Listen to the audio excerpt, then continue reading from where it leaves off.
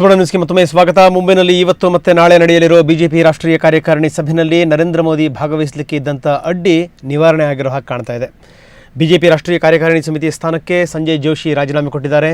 ಹೀಗಾಗಿ ಮೋದಿ ನಾಳೆ ನಡೆಯುವ ಕಾರ್ಯಕಾರಿಣಿ ಸಭೆಗೆ ಹಾಜರಾಗುವಂಥ ನಿರೀಕ್ಷೆ ಇದೆ. ತಮ್ಮ ರಾಜಕೀಯ ವಿರೋಧಿ ಸಂಜಯ್ ಜೋಶಿ ರಾಜೀನಾಮೆಗೆ ಮೋದಿ ಆಗ್ರಹಿಸಿದರು. ಕಳೆದ ಉತ್ತರ ಪ್ರದೇಶ ಚುನಾವಣೆ ಪ್ರಚಾರದ ಹೊಣೆಯನ್ನು ಸಂಜಯ್ ಜೋಶಿಗೆ ವಹಿಸಲಾಗಿತ್ತು. ಇದನ್ನು ವಿರೋಧಿಸಿ ಮೋದಿ ಚುನಾವಣಾ ಪ್ರಚಾರದಲ್ಲಿ ಕೂಡ ಪಾಲ್ಗೊಂಡಿರಲಿಲ್ಲ.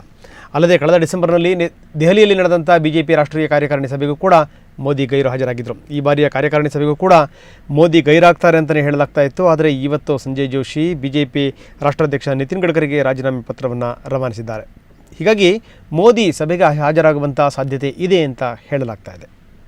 ಇನ್ನೊಂದು ಕಡೆಗೆ ಬಿಜೆಪಿ ವರಿಷ್ಠರ ವಿರುದ್ಧ ಕೆಂಡಾಮಂಡಲವಾಗಿರುವ ಮಾಜಿ ಸಿಎಂ ಯಡಿಯೂರಪ್ಪ ಕಾರ್ಯಕಾರಿಣಿ ಸಭೆಗೆ ಗೈರು ಹಾಜರಾಗ್ತೀನಿ ಅಂತ ಈಗಾಗಲೇ ಘೋಷಣೆ ಮಾಡಿದ್ದಾರೆ. ಆದರೆ ಸಿಎಂ ಸದಾನಂದ ಗೌಡ ಮತ್ತು ಬಿಜೆಪಿ ರಾಷ್ಟ್ರಾಧ್ಯಕ್ಷ ಈಶ್ವರಪ್ಪ ಈ ಸಭೆಯಲ್ಲಿ ಭಾಗವಹಿಸ್ತಾರೆ.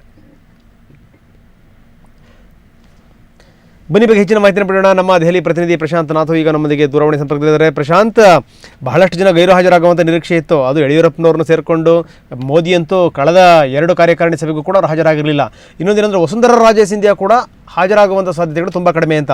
ಬಹುಶಃ ನಾಯಕರಿಗೆ ಅರಿವಾಗಿರಬೇಕು, ಬಹಳಷ್ಟು ದೊಡ್ಡ ಸಂಖ್ಯೆಯಲ್ಲಿ ಅದರಲ್ಲೂ ಜನಪ್ರಿಯತೆ ಇರುವಂಥ ನಾಯಕಿಯರೇನಾದರೂ ಈ ರೀತಿ ಗೈರು ಹಾಜರಾಗ್ತಾ ಹೋದರೆ ಬಿ ಜೆ ಪಿಯ ವರ್ಚಸ್ಸು ಏನಾಗಬಹುದು ಅನ್ನುವಂಥದ್ದು. ಬಹುಶಃ ಅದು ಈ ಮೋದಿ ರಾಜೀನಾಮೆ ಮುಖಾಂತರ ಜೋಶಿ ರಾಜೀನಾಮೆ ಮುಖಾಂತರ ಈ ಎಲ್ಲ ತಪ್ಪುಗಳನ್ನು ಸರಿಪಡಿಸುವಂಥ ಪ್ರಯತ್ನಗಳಾಗ್ತಾ ಇದೆ ಅಂತ. ನಿಶ್ಚಿತವಾಗಿಯೂ ಕೂಡ ನರೇಂದ್ರ ಮೋದಿಯಂತಹ ನಾಯಕರು ಬಿಜೆಪಿ ರಾಷ್ಟ್ರೀಯ ಕಾರ್ಯಕಾರಿಣಿಯಲ್ಲಿ ಪದೇ ಪದೇ ಗೈರು ಹಾಜರಾಗುವುದರಿಂದ ಯಾವ ರೀತಿಯಾಗಿರ್ತಕ್ಕಂಥ ಒಂದು ಮುಜುಗರದ ಪರಿಸ್ಥಿತಿ ವರಿಷ್ಠರಿಗೆ ಆಗತ್ತೆ ಅಂತಕ್ಕಂಥದ್ದು ದೆಹಲಿಯಲ್ಲಿ ಕಳೆದ ಡಿಸೆಂಬರ್ನಲ್ಲಿ ನಡೆದಿರ್ತಕ್ಕಂಥ ರಾಷ್ಟ್ರೀಯ ಕಾರ್ಯಕಾರಿಣಿಯಲ್ಲಿ ಸ್ಪಷ್ಟವಾಗಿತ್ತು. ಸಂಜಯ್ ಜೋಶಿ ಅವರಿಗೆ ಉತ್ತರ ಪ್ರದೇಶದ ಒಂದು ಜವಾಬ್ದಾರಿಯನ್ನ ವಹಿಸಿದ್ದರಿಂದ ಕೆಂಡಾಮಂಡಲವಾಗಿದ್ದ ನರೇಂದ್ರ ಮೋದಿ ರಾಷ್ಟ್ರೀಯ ಕಾರ್ಯಕಾರಿಣಿಗೂ ಹಾಜರಾಗಿರಲಿಲ್ಲ. ನಂತರದ 5 ತಿಂಗಳ ಅವಧಿಯಲ್ಲಿ ವರಿಷ್ಠರನ್ನ ಕನಿಷ್ಠ ಸೌಜನ್ಯಕ್ಕೂ ಕೂಡ ನರೇಂದ್ರ ಮೋದಿ ಭೇಟಿಯಾಗಿರ್ಲಿಲ್ಲ ಅಂತಕ್ಕಂಥದ್ದು ಸ್ವತಃ ಗಡ್ಕರಿ ಒಪ್ಪಿಕೊಂಡಿದ್ರು. 4 ತಿಂಗಳಿಂದ ನರೇಂದ್ರ ಮೋದಿ ಮತ್ತು ನನ್ನ ನಡುವೆ ಮಾತುಕತೆಯೇ ನಡೆದಿಲ್ಲ ಅಂತಕ್ಕಂಥದ್ದು.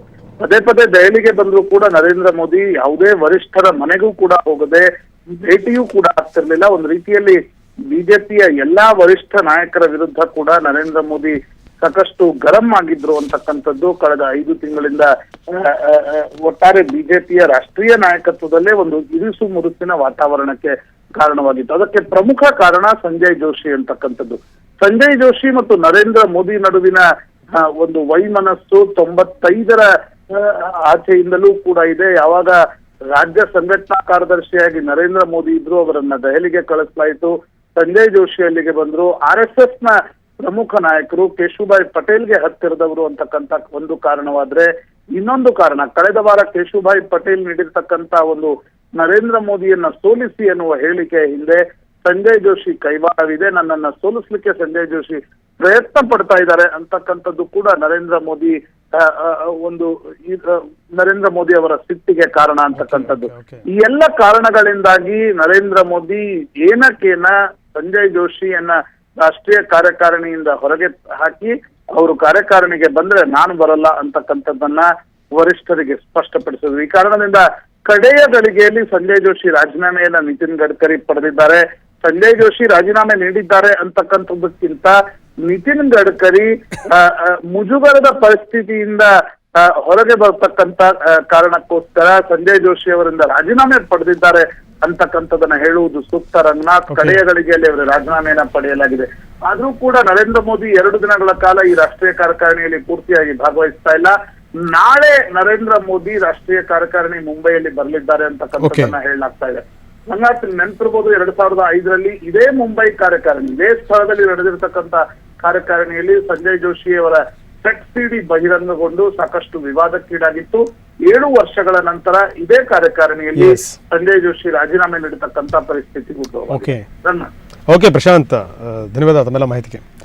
ಸಂಜಯ್ ಜೋಶಿ ರಾಜೀನಾಮೆ ಹಿನ್ನೆಲೆಯಲ್ಲಿ ಮೋದಿ ಸರಿ ಪಾಲ್ಗೊಳ್ಳುತ್ತಾರೆ. ಆದರೆ ಯಡಿಯೂರಪ್ಪ ಯಾವುದೇ ಕಾರಣಕ್ಕೂ ಕಾರ್ಯಕಾರಿಣಿ ಸಭೆಯಲ್ಲಿ ಪಾಲ್ಗೊಳ್ಳಲ್ಲ ಅಂತ ಹೇಳಿದ್ದಾರೆ. ಮುಂಬೈನಲ್ಲಿ ಆಗ್ತಿರುವಂಥ ಕಾರ್ಯಕಾರಿಣಿ ಸಭೆ. ಅವರ ಪರವಾಗಿ ಈಗ ರಾಜ್ಯದ ಪರವಾಗಿ ಮುಖ್ಯಮಂತ್ರಿ ಸದಾನಂದ ಗೌಡ ಮತ್ತು ಈಶ್ವರಪ್ಪ ಕಾರ್ಯಕಾರಿಣಿ ಸಭೆಯಲ್ಲಿ ಪಾಲ್ಗೊಳ್ಳುತ್ತಾರೆ.